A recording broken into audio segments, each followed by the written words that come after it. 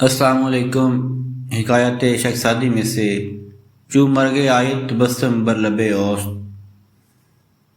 ایک پیاسا جان نکلتے وقت کہہ رہا تھا کہ نیک بخت ہے وہ بندہ جو پانی میں مر جائے۔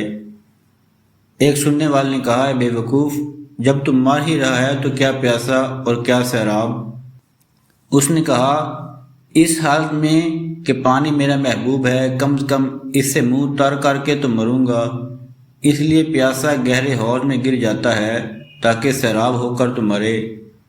اگر تو سچا عاشق ہے تو اس کا دامن پکڑ لے، جان مانگے تو دے دے۔ جنت کا میوہ تبھی ملے گا جب نیستی کے دوزخ سے پار ہوگا۔ شخصادی علیہ رحمہ کی حکایت سے ہمیں یہ سبق حاصل ہوتا ہے، اگر عاشق محبوب کے تصور میں موت آ جائے تو قابل مبارک باد ہے، اور جس کو اللہ کے محبوب کے دیدار میں موت آئے اس کا کیا کہنا۔